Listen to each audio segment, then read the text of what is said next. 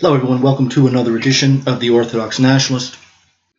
Today we're going to do something strange. I normally pretty much talk about whatever I want, not having any particular relevance to the issues today, although I do make exceptions for that on occasion. But there's a lot been going on. Here we are coming to the end of July 2016. And my fear is that the press, media in general, filter information such that they decide what's important. They decide what issues we should be worried about and what not to be worried about. And within those issues, what the acceptable parameters of a civilized opinion might be on these things. And outside of those parameters, you are an extremist, possibly dangerous, and should be watched. Although that usually goes just for the right. That does not apply to the left. At least so long as the left continues to support internationalism. That kind of violence is fully acceptable. Now, the issues that have been thrown at us here in these soundbite kind of ways by the system's media are, of course, the two conventions where nothing of any significance is stated and nothing really is done. It's pure pageantry and very expensive pageantry. I can't help but laugh at the fact that the Democratic National Convention has a wall built around it to protect it from intruders from the outside, while they condemn, of course, Donald Trump's idea of a wall. Let's be very clear before we get too far off track here concerning the election. One quick thing. When Donald Trump announced his candidacy and when he said that his big issue was going to be immigration, at least at first, his companies doing business with him, companies like American Express and Sears and some of these, they were the first to divest in him, wanted nothing to do with him.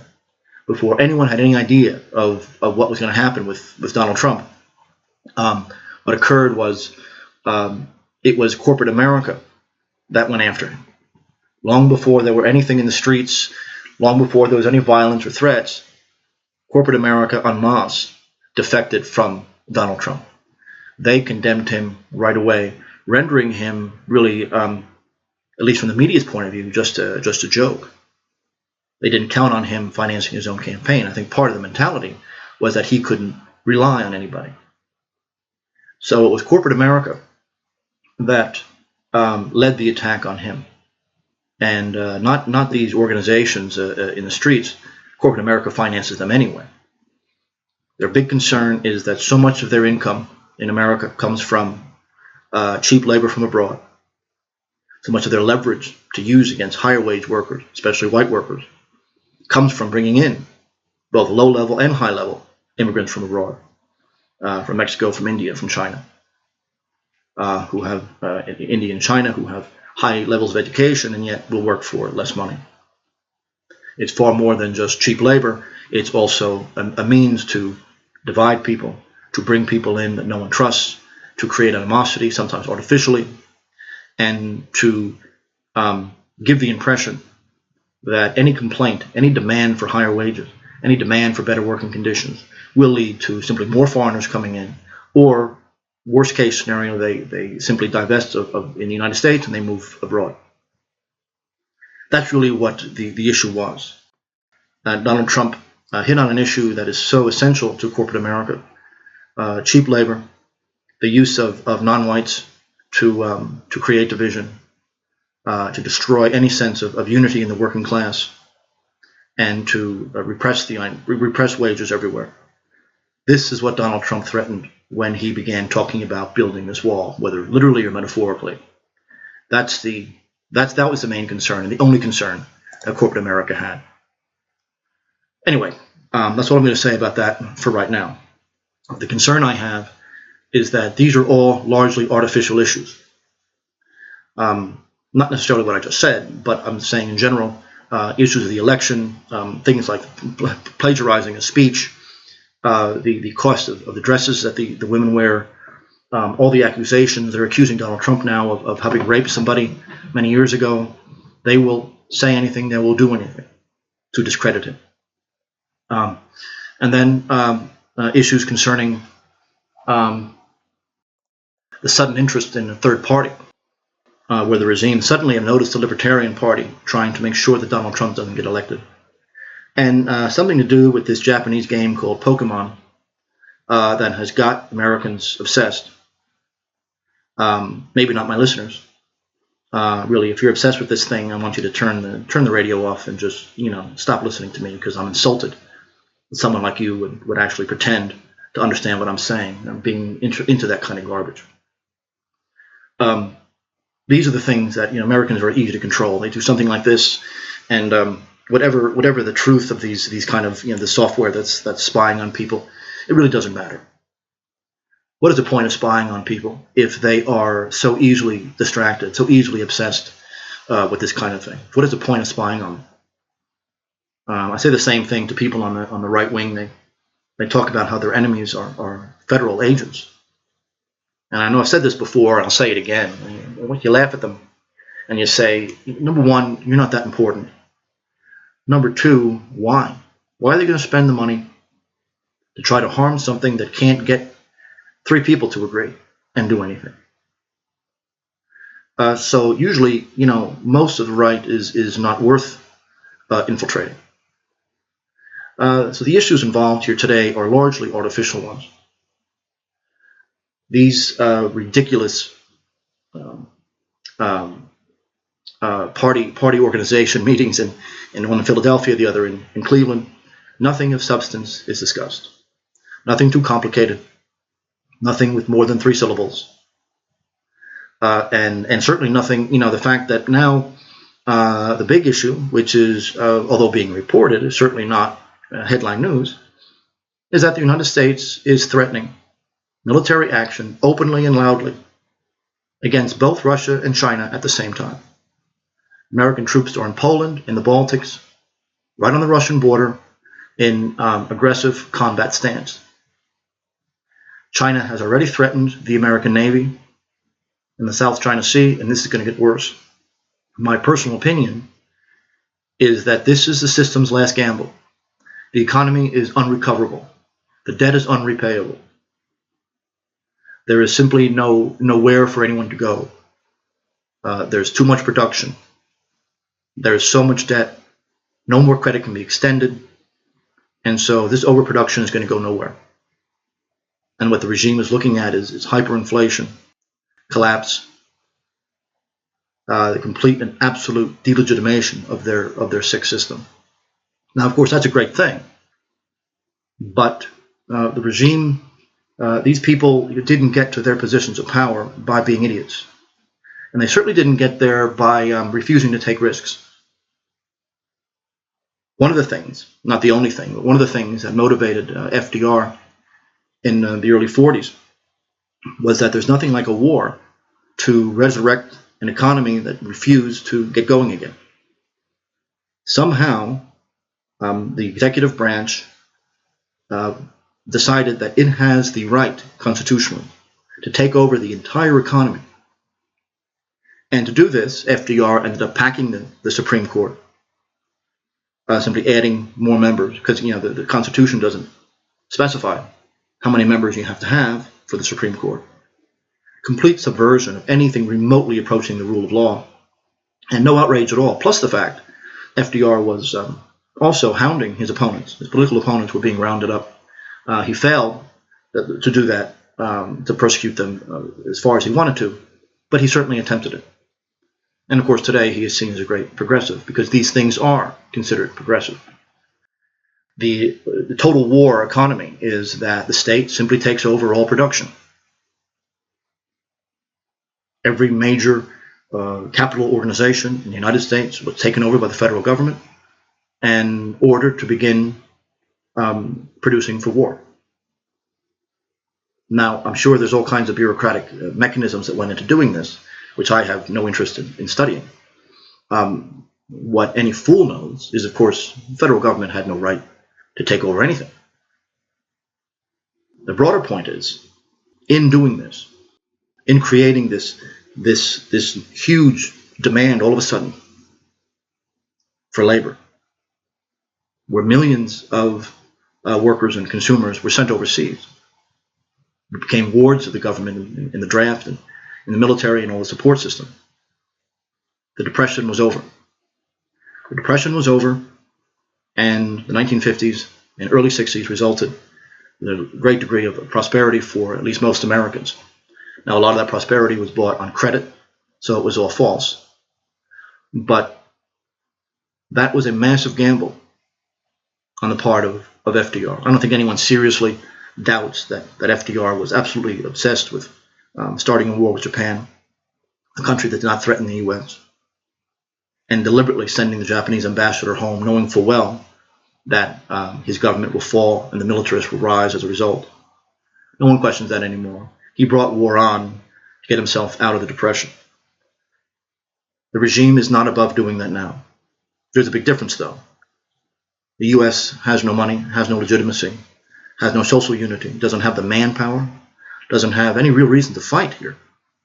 It will lose any confrontation with Russia or China separately, let alone the two together. It will also mean, of course, the U.S. will have to fight Kazakhstan, one of the world's largest countries, and very strategic, actually all of Central Asia, North Korea, Venezuela, Iran, Armenia, I know very small, but very strategic. I believe pro-Western governments in Eastern Europe will fall immediately. Most of the world will line up behind Russia and China. I believe the only two countries that the U.S. could count on temporarily would be Japan and Britain. But once the bodies start coming home in large numbers, the question might present itself, so why are we fighting? I don't believe that it is somehow above, or I should say below the system to deliberately provoke Russia and China, individually or both together, in a major world war. I firmly believe that the elite of the regime know that the game is over. Everything in this, the last 50 years have been built on debt. No more can be extended. It's at such absurd levels now that no economy can function with this level of false overvaluation. The U.S. dollar has lost most of its value over the last 100 years. The game is over. And for no clear reason. If this isn't the reason why the U.S. is deliberately goading both Russia and China, neither country threatens the U.S. Neither country has any interest in an open, massive war with the United States. I'd like to hear if there's another explanation. I haven't come across it yet. I think we're looking at something similar to the U.S. in 1940. The U.S. was much stronger back then, much more unified back then.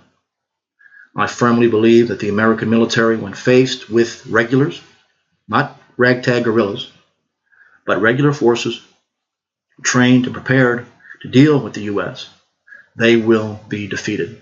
They'll be defeated handily. Partially because they're not really used to an enemy that can fight back, and partially because the Americans have nothing to fight for. What is the U.S. doing? This part of the world. Why is it of interest to the U.S. that Americans die in defense of some abstract value in the South China Sea? There's absolutely none. And the era of simply sending guys over there with no sense of where they're going, that's over. That was the case many years ago. The manpower is not there. The money is not there. The strength of will is not there. The legitimacy is not there. The social unity is not there. All of these are absolutely essential for a war to be fought, let alone won. Now, with all of this going on, there was one news story that caught my eye, buried. Something like Michael Hoffman used to say, you kind of catch it in the corner of your eye. And the headline basically says, Slobodan Milosevic has been exonerated. He has been found innocent of all war crimes that in the 1990s, as you know, he was called the next Hitler, the butcher of Belgrade, all these ridiculous things. He has been completely exonerated. Now, there seems to be a pattern. Saddam Hussein did not have weapons of mass destruction. Of course, the question is, well, so what if he did? Israel certainly does. Southern Iraq certainly can. China, whose Communist Party killed far more people than any other institution in the history of the world, had nuclear weapons since 1964. And no one really got bent out of shape about that. So what if he had weapons of mass destruction? But even if that is somehow a justifiable reason to go to war, guaranteeing that he would use those weapons, of course, makes no sense. He didn't have them. Neither did anybody in that part of the world. The pattern is that the regime's media will begin planting stories, will lie, will make stuff up, will print, Pentagon or oil company press releases as news. They'll tell stories about guys who, no one really knows anything about. As Johnson's Law will, says, the more obscure the person, the easier it is to lie about. The fewer the number of people who can refute the lies. And simply there's more ignorance, so making these kind of mistakes, even indeliberately, occurs all the time. Certainly much more common. This seems to be the pattern. And then after a while, once the person is dead, like Saddam Hussein or Gaddafi, something is released, a small news story comes out saying that we were wrong after all. But so what? These guys are dead. Americans are dead. Americans are broke. There's no legitimacy. Everything else. And these wars are admitted publicly by the regime as a whole to be a total failure, a total fraud. And now we have the saying being said of Milosevic. Milosevic has been rendered innocent by people who never really understood him to begin with of war crimes. Now, war crime really is a form of self-defense that is accomplished by someone who the New World Order doesn't like. That's what a war crime is. It has to do with what side you're on. Certainly has nothing to do with how many bodies are produced. I bring this up, I want to talk about this today, because it's not an obscure issue. Certainly isn't for me. But it's far more important than the garbage that's being rammed down the dumbed down American throat every day in the press. Electoral politics is absolutely meaningless. Elected officials don't have power.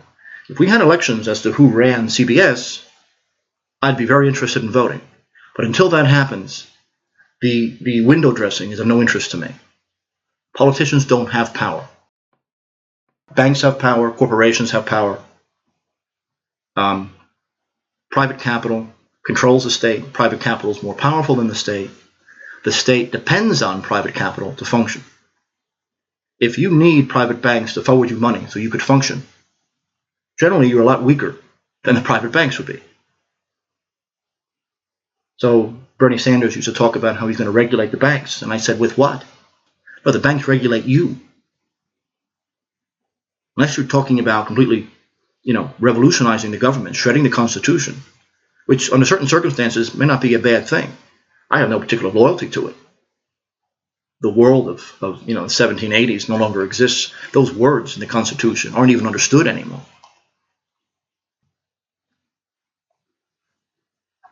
But he is in no position to talk about regulating any private entity, now especially since most of the federal government is being privatized. So the distinction between public and private no longer exists in politics whatsoever. So much of this political nonsense has absolutely no value anyway, because you're not talking about a public sector that's worth discussing. There is no such thing. The exoneration of Milosevic is not an obscure issue. It only seems obscure because it's not on the front page. It's of immense importance. And his exoneration is one of a few very significant examples of how the regime will knowingly lie. And then when everything is over, tell you, kind of rub your face in it, saying, yeah, sorry, we were wrong, too bad, we got what we wanted out of it. This is not maybe a concept of revelation of the method. Michael Hoffman taught us all about how 18th century Masonic texts speak of this notion that once they receive sufficient power, that they're comfortable admitting that they have this power. And if nothing happens to them as a result of their admission, that means their power is absolute. There's a psychological connection here that just creates a demoralized population. I thought that when the bailouts of the major banks occurred, both under Bush and Obama, that the U.S. citizenry did absolutely nothing. They had lost their homes. Millions and millions went bankrupt.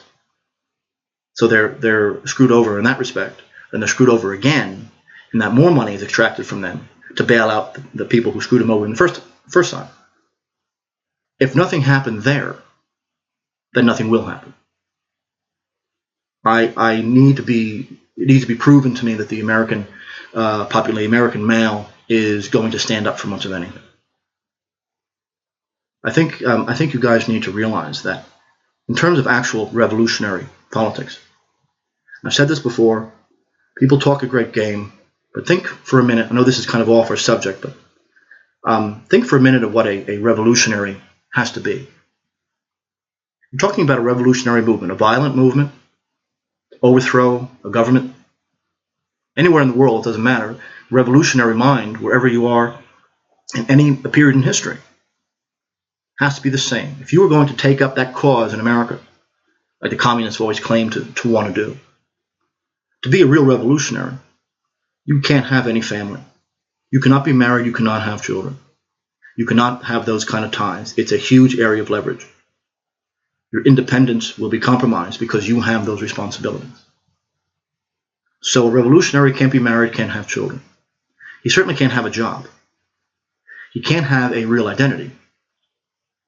He can't have a normal place to live. He can't own anything. Because once his activity becomes known, that will be taken from him or used as a bargaining chip. He can't have any social standing at all. He can't have friends. He can't have any lasting social connections whatsoever. He can't have credit cards. He can't have a bank account. He can't get magazines delivered to his house. He can't have any of those things. He can't have any life at all and has to be willing to admit that he will probably be killed. So unless you're willing to do that, then don't talk to me about being a revolutionary and engaging in an armed insurrection. You see this with these the NRA people. They talk about how you'll pry my gun from my cold dead hands. I say, no, you will sheepishly give your gun over, is what you're going to do.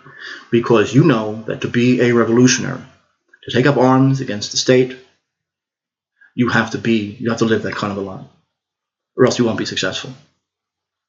You have to be prepared for the regime to machine gun a bunch of little kids in the playground somewhere and have doctored pictures showing you doing it and convincing the world that you have just killed all these kids. They will do that, and people will believe that you did it. It's so easy to doctor that, or just to convince people that happened that way. Whether there's any evidence at all. There's no evidence that a plane hit the Pentagon, but everyone still thinks it. You have to be prepared for things like that to happen and spend the rest of your very short life with that hanging over your head. That's what a revolutionary has to be, a real revolutionary. Real revolutionaries don't run political campaigns, don't get positive press coverage, don't have paid campaign ads on television. A revolutionary is someone who wants to overthrow the state and remake the society. Has to live precisely that kind of a life, or they can't be a revolutionary. So unless you're prepared for that, shut up with the tough guy talk. Okay? That's what a real revolutionary has to be. If you can't do that, then you have to deal with the proper way, the lawful means of going about changing things. The system right now wants nothing more than people on the right wing start shooting places up. They would love this. Chaos is important to the system. It makes people suggestible, and to depict nationalists as crazy, trigger-happy lunatics is in their interest, certainly. Because there's only one enemy, and that is nationalism. The Cold War was not about Marxism. The regime never had any problem with that, to the extent they even understood what it was. No, the only time the Soviet Union was ever a problem was when they acted like a separate nationalist body, creating their own trading bloc without the U.S., without the dollar. All of a sudden, then they became a problem. Before World War II, the only time people like Woodrow Wilson and others would condemn the Soviet Union is if they were behaving too much like the Tsars were. like Russian nationalists. This was the only time the Soviet Union was a problem. So we take all this together and this long introduction here. Conclude it, you say, number one, what's being fed every day in the press, these issues, these campaigns, this is mostly just smoke and mirrors. It's utter nonsense. None of this stuff matters. Politicians don't have power. And once they take office, they won't be able to make good on any of these promises anyway. And yet every year, people trust them, and every year people give them money. Number two, the real issues, of course, are not being discussed because they can't. The real issues simply are too difficult and complicated. Politics now has nothing to do with empowerment or freedoms or anything like that. The average American has no idea what to do with freedom, has no clue whatsoever. They think freedom is the absence of external restraint. So my cat is free when it goes chasing after a mouse, according to that definition. They're in no position to even know what to do with freedom. It's not about that. It's about entertainment. It's like a football game. That's what politics is. Number three, as things get worse and worse in this country, you're going to have more and more irrational responses. And the system is going to go very far in trying to promote that, to get rid of those who it threatens, those people who threaten it, and make their enemy, the only enemy they have, which is the nationalists, people like us, look as insane as possible. And I've said here, if you wanted to take that revolutionary route, that's the kind of life you have no choice but to lead. And you will be miserable, and you will probably be killed, but that's what a revolutionary has to do. And finally, and I think most importantly, the regime is in the process of starting a war with both Russia and China. This is not being discussed at any convention. It's not, when Pokemon and Donald Trump's wife are front page news while the U.S. has combat troops in an offensive position on the Russian border. It shows you that all of this is a fraud. Politics is a fraud. Liberal democracy is a fraud. Corporate America is a fraud. None of it. It's nothing but images, smoke, and mirrors. The reality behind it is something completely different. So, that being said, we talk about one of these issues that is not being discussed. Small issue, small article that I saw, I can't even remember the news source now, that Slobodan Milosevic has been exonerated by The Hague, the so-called World Court, which actually is under NATO control, of all war crime. And it makes a lot of sense that they would release that information now because no one cares. They release that information now because it's of tremendous substance and has great implications, which most people are not capable of drawing out. It means that it's all a lie. It's an admission that these kind of adventures abroad have nothing to do with the stated goals. They are completely economic. And you talk about a place with Somalia or Yugoslavia, even the average intellectual, the average journalist, the average person who follows foreign affairs generally has no idea what's going on. They're completely at the mercy of the press. I might want to note also, as an aside, I've read, and I haven't written about this yet, but I've read Russian intelligence reports from the early 1990s talking about American casualty. I may have mentioned this before, I can't remember if I did or not, that American casualties in the first Iraq War were extremely high. It didn't make any sense to me, even at the time I was in college. It made no sense to me that the Iraqi air defense system, which was extremely sophisticated, which was installed, supplied by the Soviet Union, their crews were trained by it, that they were so incompetent that there were hardly any casualties in the air. I found it very bizarre that this huge army on their home turf would simply dissolve when the U.S. landed. It was not absolutely certain that the U.S. was going to win. They had everything against them. Why would they dissolve? They were training for this. They knew how to handle this sort of thing. They had many elite units. Nothing seemed to happen. There were a few engagements. The West was essentially saying, I remember it quite well, that there were minimal casualties, a handful of casualties. Well, Russian military intelligence says differently. Hundreds of American aircraft were blown out of the sky. This has been covered up, of all sorts, fighters, bombers, reconnaissance, everything, which of course makes sense given the nature of the air defenses that they had. Hundreds and hundreds of American planes were shot out of the sky. American ground casualties were extremely high, minimum of 10,000 deaths, just in the first Iraq War. And they're able to demonstrate this with the number of death benefits that have been paid out by the Pentagon and other things that prove that the Pentagon is paying out and doing things that suggest large numbers of deaths. The casualties were very high. No one questioned the numbers. No one asked the simple question as to why this fairly sophisticated army, well-equipped, well-trained, on their home turf, would simply run away because a few 100,000 Americans show up. Very few of them having any combat experience whatsoever. It didn't make any sense. And as always, if it doesn't make any sense, it's not true.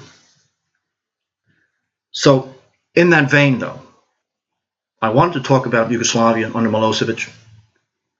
Just because it's not on the front page doesn't mean it's not important. It's of immense importance. And the reason I bring this up is not just because Milosevic has been exonerated, which is a huge admission from the regime. It's a big deal, even though it hasn't been reported anything more than a few lines. But also the way that Yugoslavia was destroyed is extremely important. It was a method that was a test case. Both military action against Yugoslavia and the economic destruction of the country was an experiment. How the international banking cartel can be used to destroy a country. Remember, Yugoslavia was a Marxist state, sort of. It was not a tyranny. There's certainly nothing like Stalinist Soviet Union. Nothing like that whatsoever. The form of socialism in Yugoslavia actually had quite a bit going for it. And in the 50s and 60s, Yugoslavia was registering double-digit growth. They were essentially a first world, so to speak, a first world economy by 1970. And the system was based on something called self-management. I was a thesis advisor when I was at Mount St. Mary's to someone who did their thesis on this. Since I'm the only one who knew anything about it, I was her thesis chairman, and I'm very happy I did it. When people learn about this stuff for the first time, they say, "How come I've never heard of this before?" It was not communism in any kind of Leninist sense. It was highly decentralized. It was very representative. The only real big problem was, of course, the ethnic issue, and bizarrely enough, the attack on religion, which doesn't seem to have any intrinsic connection to socialism.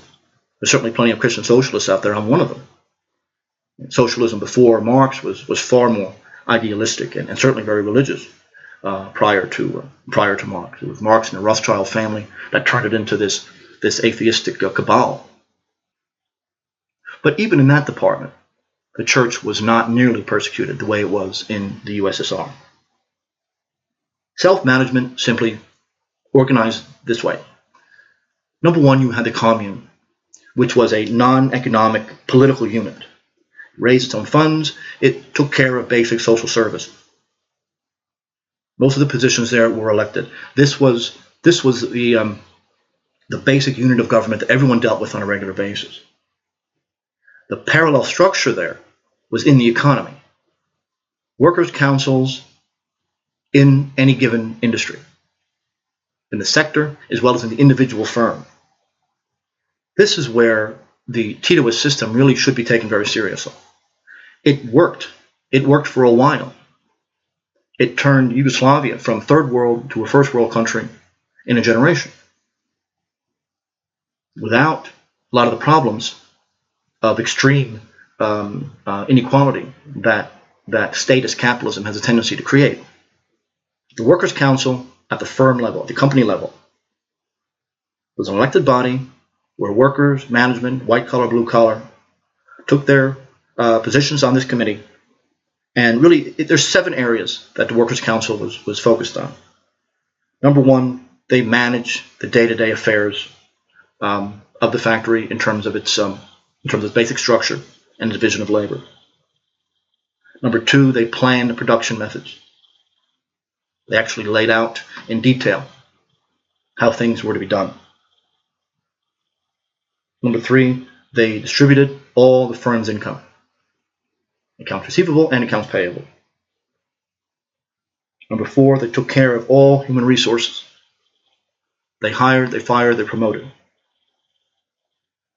Number five, all business matters, especially the relationships to the commune and to the state in general.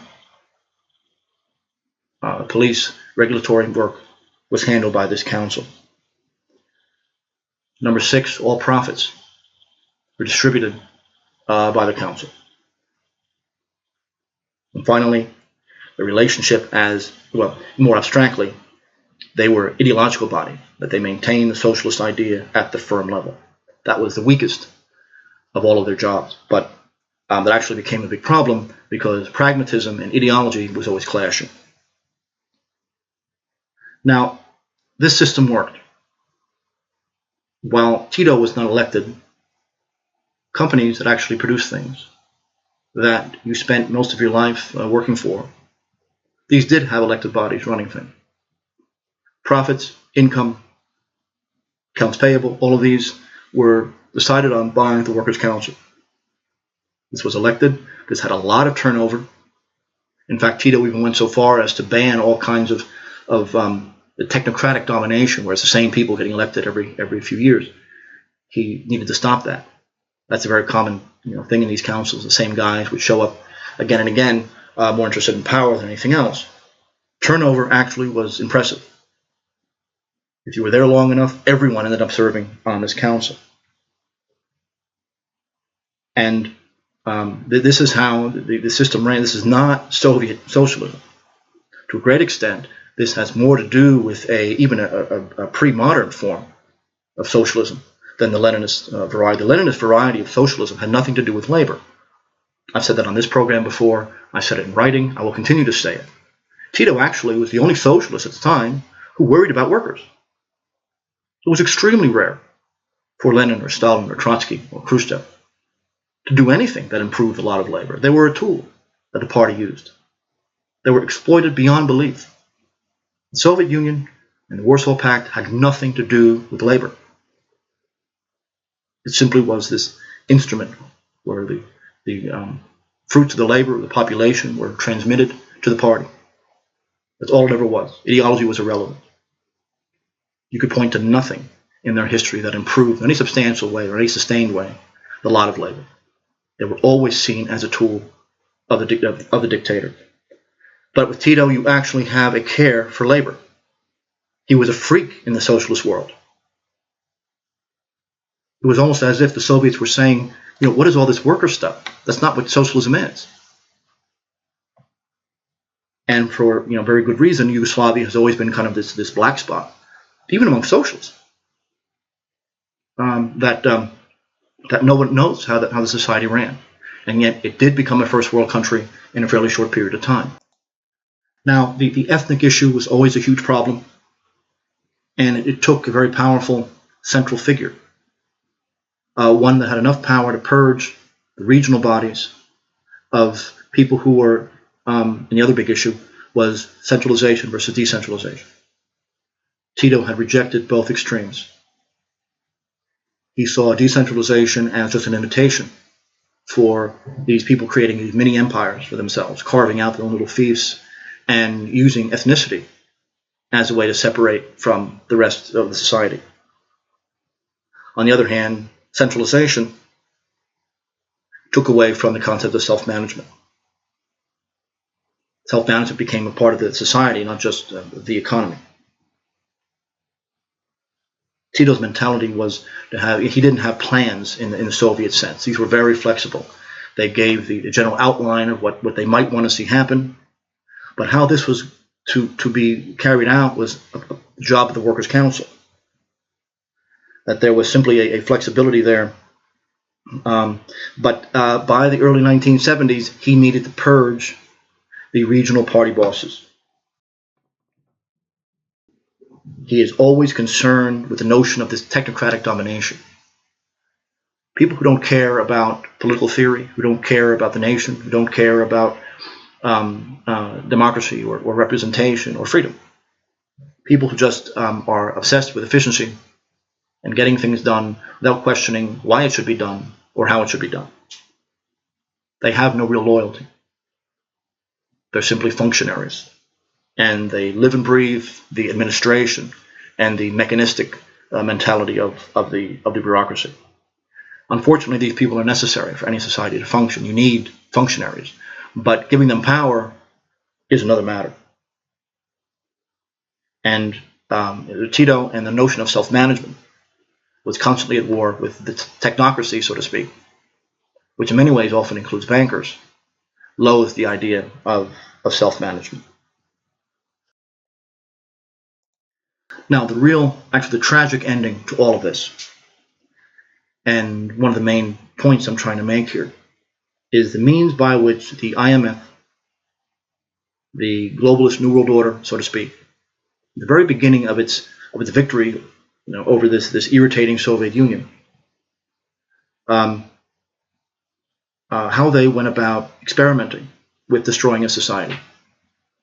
The destruction of Yugoslavia, for better or for worse, was absolutely essential for the New World Order to come to understand what their rule in the post-Soviet world is going to be like. Now, let me make something clear. I've used the word regime many times. Usually in political discussions, one of the ways that you could tell an amateur from a knowledgeable person is that they often don't define their terms. They use words equivocally, and they don't understand sometimes that words like regime are actually technical terms rather than just an epithet. You either could use a word like that in its normal technical usage, or at least define it in context. And the way I'm using the word regime, normally regime is just any institution. That's what concept of regime is, kind of a regularity in political life, a ritual, so to speak. That's the technical definition of what a regime is. I'm using it, though, with a capital R. When I say the word regime, I'm referring to the very unorganized and yet highly efficient way that the New World Order functioned. You're talking about the government, academics, journalists, these activist groups on the street, politicians, technocrats, bankers. Of course, they're not all equal. They all have their role to play. There are different sectors of the economy. They have different worlds. But they all owe their existence to this overarching globalized banking system. So the regime is this public-private form of power and control. It's far superior to the old Soviet system where you had, gulags and secret policemen. The regime uses as much private sector power as state power. State power is really not the problem in America. I never believed that the state is really all that fearsome. It's private sector power that matters. They're more powerful than the state, and they're not under the same rules. Remember, the Constitution of the U.S. governs only the federal government. Unfortunately, it doesn't govern CBS and Goldman Sachs that are a heck of a lot more powerful than the federal government. And as these corporations are given the status of legal persons, fictitious persons, that means all the freedoms and rights of association and speech are granted to these immensely powerful entities, thereby completely undercutting the actual purpose of the Constitution. The Constitution was meant to create gridlock, where the branches of government, caring only about their own careers and self-interest, will end up clashing, and so nothing will get done, or very little will get done. That's the point of the Constitution. Let the government fight each other, so they're not bothering us, to put it very simply. That's been undercut by the fact that massive private sector forms of power have come into existence that in no way the founding generation could ever have understood. We had institutions like the British East India Company and things like that, but to have this network of conglomerates is something completely new. That's very important. When I say the New World Order, I mean the exact same thing as globalization. And what I mean is this economic drive to destroy all borders so as to lower transaction costs in terms of trade. Having no borders, having no different currencies, having no different, this one world system will reduce all wages and prices to the lowest possible level, increasing profits for those who control capital, but reducing the rest of the world to a completely identityless mass that's also very poor. That's the purpose, and that's what it is. So regime is simply how the New World Order functions. Now, how it functions is manifest in this destruction of Yugoslavia. It was a test case, and how the regime functions in every other place, even the U.S. included, in the post-Soviet world, had its start in Yugoslavia. Yugoslavia was a fairly successful society by the late 1980s. But a lot of problems, not quite as bad as in the West, but a lot of problems were developing. The regional issue, new generation was coming to power, didn't have the patience for the old Tito White idea. The rise of technocracy, especially those connected with foreign trade, and ethnic nationalism in certain places, with that really very kind of ridiculous mix of people who often have nothing in common, held together only by Tito. Tito dies in 1980. The succession was never well taken care of. And so these issues, including trade deficit and increasing debt, slowed, not to mention the oil shocks of the 70s, slowed Yugoslav growth by the early 1980s. They had no choice but to bring in the IMF. The International Monetary Fund is not an institution. It's simply a consortium of bankers. It's just a consortium of bankers, using a different placard to identify themselves. That's all it is. And nothing will happen there that's not in the interest of bankers. Those bankers are more powerful than governments, so they do not represent governments, despite the fact they may have a flag attached to their voting booth. The IMF immediately, and for the first time in the post-Soviet world, imposed austerity on Yugoslavia. They came in with a lot of money, a lot of Western knowledge. The Soviet Union was in the process of collapsing. They were listened to. They were seen as wizards. The Soviet Union was collapsing. A lot of Yugoslavs were very happy about that. These guys come in with a ton of money, promising Yugoslavia the prosperity of the West, but that wasn't on the agenda. Liquidating the economy to pay debts, that was on the agenda. That's what happened in Ukraine in 2013-14. It was to bring in a pro-Western government so as to then, with an authoritarian system, sell off all functional assets to pay debt and then to keep the country poor and simply an agricultural supplier to Europe. 1990, industrial production fell 10%. GDP fell 8%. The IMF demanded that the public sector be dismantled. The first thing the IMF said, if you want this loan from us, get rid of self-management. They hated it. They didn't quite understand it. But they said, this is the first thing they said has to go. It clearly was a threat to them. They deliberately fueled dissent, especially when, as the economy is contracting, money from the center is contracting. The power that emanates from Belgrade is contracting. There's going to be a lot of local powers that are going to start fighting each other to take over what's left. Tito is gone. The king has been killed. Then his descendants will fight it out. Ronald Reagan said, bringing Yugoslavia to democracy and overthrowing Tito or Titoism is identical to inserting Yugoslavia into world markets. That was the explicit understanding of what overthrowing Marxism was, including this sort of Marxism, which they actually didn't understand whatsoever. What market reform was, in the IMF's mind and how it was imposed on Yugoslavia, was forcing all capital that wasn't liquidated to shift its production to things of interest to the West. It was a way to outsource some Western jobs to a well-educated but lower wage society. Everything was shifted towards producing not for themselves, but bits and pieces of a much larger systemic economy to like Yugoslavia, or like Ukraine, to be this deindustrialized agricultural producer. They wanted Yugoslavia to be essentially a minerals producer. Again, deindustrialized. Most of this industry had been liquidated as the economy started to collapse, and there was no public sector to save it, and there was no self-management to help organize it as it got worse and worse. This is one thing that self-management could have done very well. Liberalization was defined in this era in Yugoslavia as destroying self-management. Destroying self-management meant that these workers' councils had to go, but it also meant that all power was to be centralized. They had no interest in representation.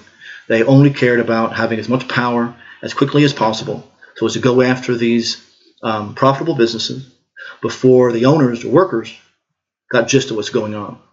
In Ukraine, they took up arms before they could be liquidated. That's the entire point of the civil war in eastern Ukraine. In Yugoslavia, they didn't have the chance. They moved far more quickly, and they didn't fully understand what the IMF wanted. It wasn't very clear what was happening, especially in times of confusion of the fall of the Soviet Union.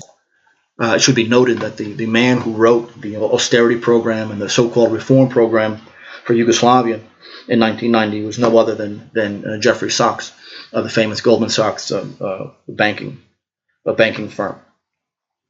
So banking had been centralized under foreign control in Belgrade. Self-management was completely destroyed. The commune was gone.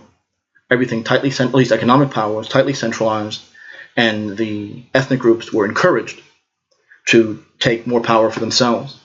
They could make a separate deal with the West. They could go to the IMF saying, "We'll dismantle everything. Just make sure we're taken care of. We have our little fief that you guys can protect for us, and we'll do whatever you want." Guys who are only used to bureaucratic positions don't really know how to wheel and deal in the Western sense. They were in way over their heads. Any new company created there was automatically owned by the West. It's the same thing today in Ukraine, where any profits made by any functional firm whatsoever in Ukraine automatically belong to Ukraine's creditors. So if you're a Ukrainian worker, why are you going to work? Nothing that you do is going to stay there. And you know that there really is no point in showing up to work, because at any moment, if you have a well-run factory, it will be liquidated and shipped abroad. The point is that eventually what is left, what capital is left that hasn't been worn out, that hasn't been antiquated, they'll get every little bit of value they can out of it and then liquidate it and sell it off. So by the time all the assets were stripped, local government is destroyed, social services are gone, the commune is gone, self-management is gone, and everything is centralized. At least the finance is centralized in Belgrade. There is no national sovereignty left anymore. Hyperinflation kicks in, and the economy completely collapses. This is how it was meant to go, and it was a huge success for the IMF and for the globalists. This is how they will then deal with every other country that they need to work with. Now, unfortunately, not every country is going to be as easy as Yugoslavia. Yugoslavia had enough divisions that the IMF can play one region against another with no problem. That's harder to do elsewhere, like in Libya. There was no strong central government in Belgrade like there was under Tito. You couldn't, someone like Gaddafi could, under different circumstances, have been a locus of resistance. There was nothing like that in Yugoslavia. Yugoslavia had a fairly advanced economy, increasingly dependent on foreign trade, and have a tremendous amount of debt that also was used. Plus the fact that you're talking about a time, the fall of the Soviet Union shocked everyone, and so now everybody in that part of the world is questioning the basic Marxist or statist ideology that they had been brought up with. The chaos of the era made people there very easy to deal with. The Soviet Union is imploding, which really should have been a vindication of Yugoslavia. And Yugoslavia had received Western aid in the past so as to keep them away from joining the trade bloc of the USSR. but there was still tremendous debt, not only just in terms of the economy, but also in terms of previous aid and assistance from the United States. There was always this fear of collapse, and Tito even permitted there to be caches of weapons were hidden all over the country, so that the militia can, if they're under occupation, they know where they are. In the middle of the night, they can go and empty the magazine and take action. So when the Civil War broke out in the early 90s, the first thing that hit me was these caches are known to certain members of the elite, and of course that's one of the reasons it got, in certain places, got very bloody. When I talk about the issue of Yugoslavia, which seems kind of out of place today, but now you realize that it's not. This is the issue that everyone should be talking about. Not Yugoslavia necessarily, but the methods by which Jeff Sachs here, the writer of this, the man who actually had his people write this reform bill, how to recreate Yugoslav society, how to simply destroy it, walking in with a lot of money and a lot of promises. Once you got these guys on the hook, and they didn't need help at the time, you begin making demands and more demands and more demands. You threaten them with regional differences. You go to one faction and use them against another, Croats versus Serbs, whatever it was. And it's very easy, especially given the time period, especially given the confusion of the time period, to have this go very smoothly. Asset stripping ultimately was the goal. It was not production. Asset stripping is to take any profitable, productive area of production, of capital, and liquidate it. Liquidate it and send it to the bank accounts outside of the country. That's what's been done in Russia in the early 90s, at this very same time, and is the cause of the civil war in Ukraine today. That the labor of these people, sometimes under very harsh circumstances, is treated with complete disdain by these elites, and is being liquidated all over the world. And really, the debt isn't really dealt with at all with this kind of money.